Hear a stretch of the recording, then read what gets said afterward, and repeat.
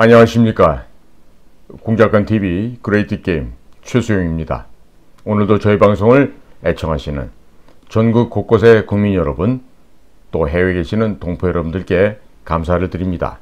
오늘 제가 전해드릴 말씀은 제2의 리먼 사태를 대비하자. 그러기 위해서는 인재 등용 방법을 우리가 바꿀 필요가 있겠다.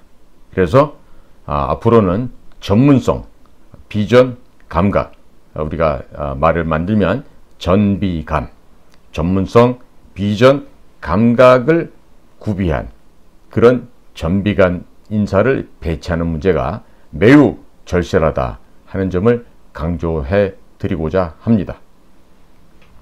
자, 어떠한 정부든 어떠한 정권이든 국민들에게 존중받고 또 인정받기를 원합니다. 민심을 잘 아우르는 것이야말로 정치의 기본 요체다라고 하겠습니다. 그렇기 때문에 국리 민복을 위해서 당시의 그 시대마다 시대 상황과 시대 정신에 부응하는 정책을 차질없이 추진하고자 하는 것입니다. 이를 위해서는 결국 적재적소에 유능한 인재를 전진 배치시켜서 국정을 장악해야만 하는 것입니다. 이러기에 인사가 만사라고 하는 불변의 진리는 여전히 인구에 회자되고 있다고 하겠습니다. 이와 관련해서 과거 이명박 정부와 문재인 정부 인사 사례를 복기해 볼 필요가 있겠습니다. 실제로 여에서 여로 수평적인 정권 교체가 아닌 여야가 입장이 뒤바뀐 수직적인 정권 교체에서는 인사를 단행했기 때문에 더욱 관심을 받게 됩니다. 하지만 고소영, 고려대학교, 소망교회 영남, 그리고 캠코더, 캠프코드, 더불어민주당, 이런 비난을 받았습니다. 윤석열 정부 기조는 공공부문은 혁신, 민간에게는 자유, 국가는 허리띠를 졸라매는 구조조정 함으로써 작은 정부를 실현하는 데 있습니다. 이른바 작은 정부 개념은 국정 운영 측면에 있어서 국가의 공권력을 국가 안보와 사회의 안녕 그리고 질서 유지에 집중적으로 동원하면서 경제 운영 측면에서는 간섭과 개입을 최소화시켜서 시장의 자율성을 최대한 보장하겠다는 것을 의미하고 있습니다. 특히 윤 대통령께서는 취임사에서 공정과 상식 그리고 자유, 시장 등의 가치를 강조한 바 있습니다. 하지만 현 정부 출범 1주년도 안 되는 현 시점에서 과거 회기형 인사 발탁과 해묵은 관치, 금융 인사가 노골화되고 있다는 평가가 나오고 있습니다.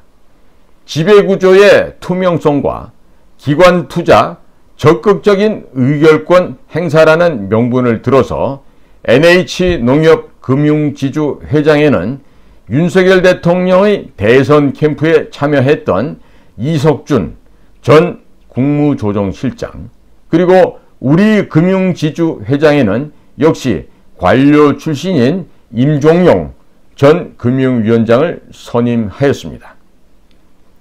뚜렷한 대주주가 없는 민간 기업에서 기존의 CEO의 사유화로 인한 폐단을 방지하는 균형과 견제라는 제도적 장치는 반드시 필요합니다.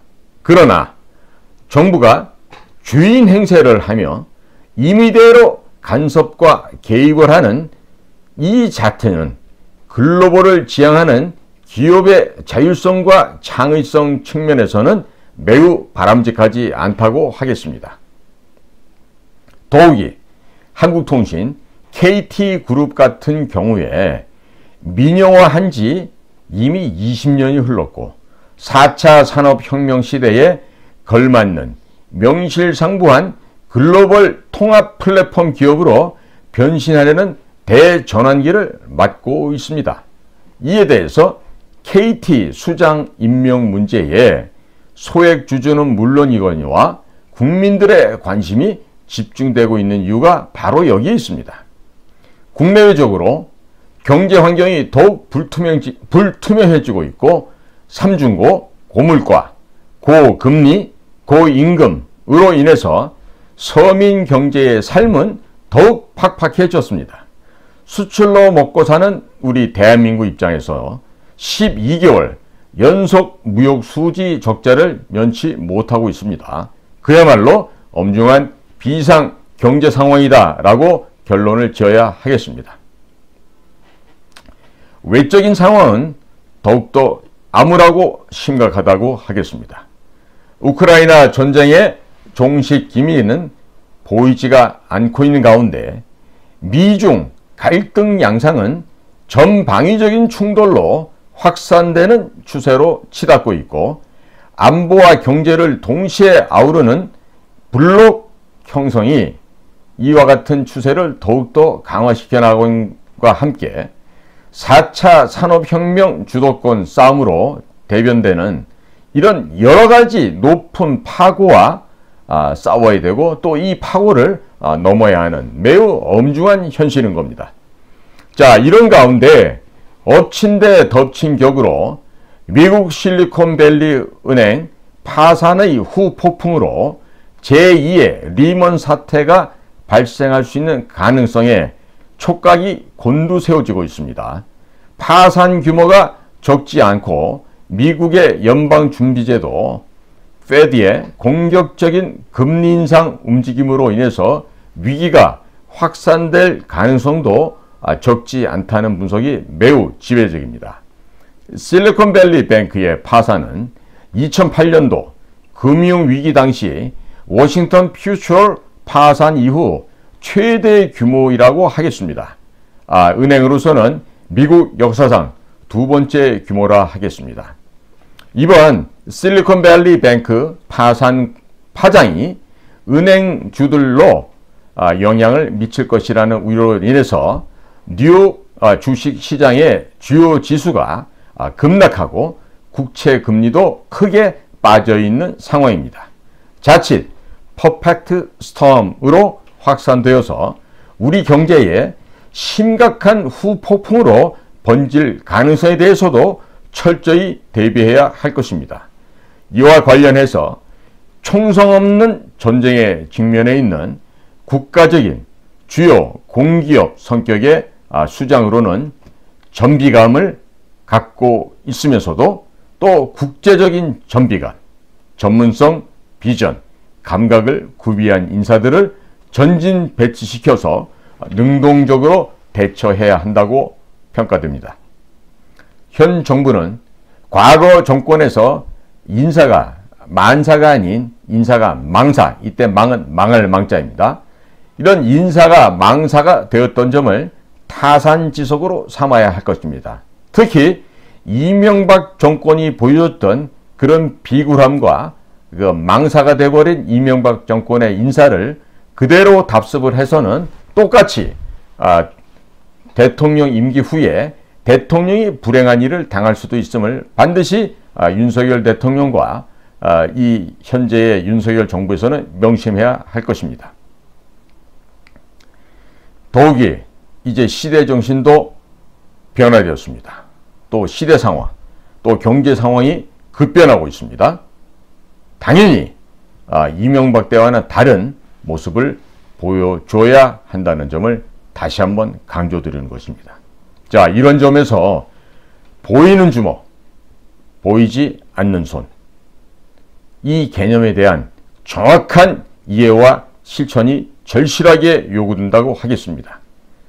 자율성과 창의성이 요구되고 수요와 공급에 의해서 시장이 형성되는 자본주의 시장 경제 영역에서는 보이지 않는 손의 법칙을 중시해야 합니다.